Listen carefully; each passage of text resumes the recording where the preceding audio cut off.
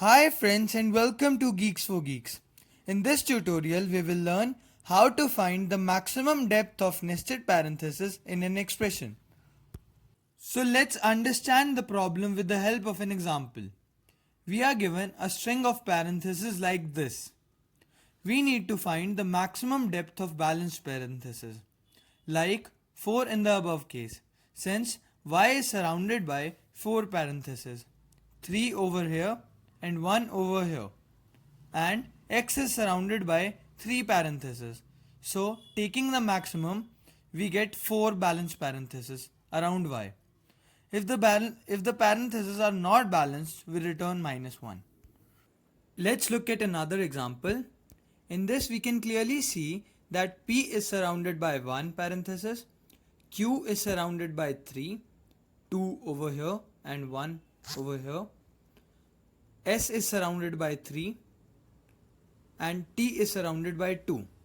So taking the maximum, the output will be 3. In the second example, the string is not balanced, so we output -1. So let's discuss a very simple solution to this problem now. In this solution, we first create a stack and then we traverse through the entire string. If we get an opening bracket, we push it into the stack. If we get a closing bracket, we pop one element from the stack. And throughout, we maintain a maximum count.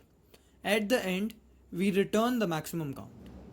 Time complexity of the simple solution is O of n, since we are traversing the string only once. The space complexity is also O of n, since we are creating another stack. Let's discuss an efficient solution to this problem now. This solution works in O of 1 space complexity and O of n time complexity. That means we do not have to create an extra stack. In this solution, we create two variables, max and current max, and initialize both of them as 0. Then we traverse the string. If we get an opening bracket, we increment the value of current max and update the value of max if required. If we get a closing bracket, we check whether the current max is positive or not. If it is positive, we decrement the value of current max. If it is not positive, we return -1. That means the parentheses are not balanced.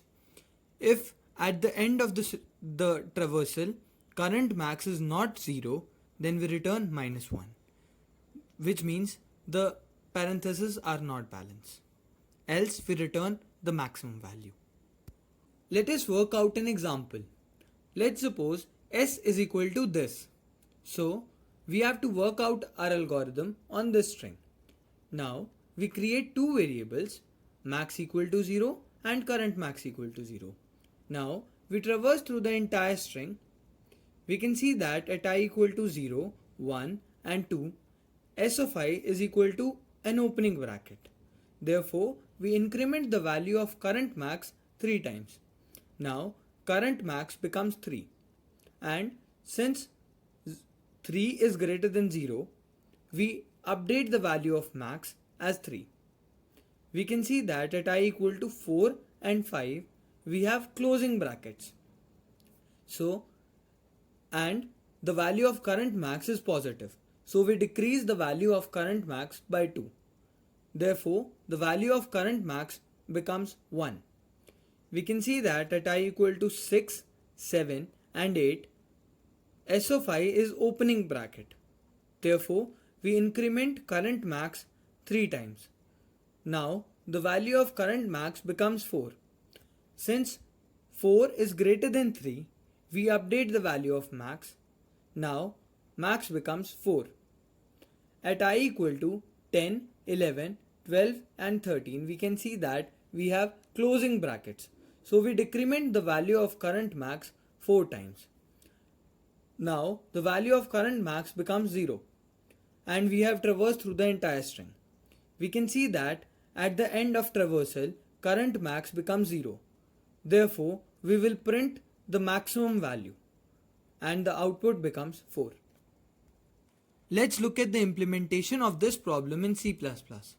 So first, we create two variables, max and current max and initialize both of them to 0. Then we traverse the input string.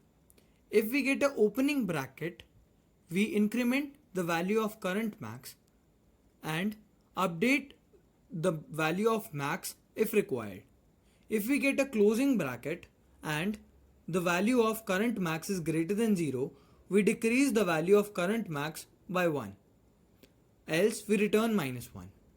And finally, we check at the end of traversal, is the value of current max 0 or not. If it is not, we return -1. Else we return the maximum value. This brings us to the end of this tutorial. Thank you for watching. Please leave us your comments and likes in the comment section.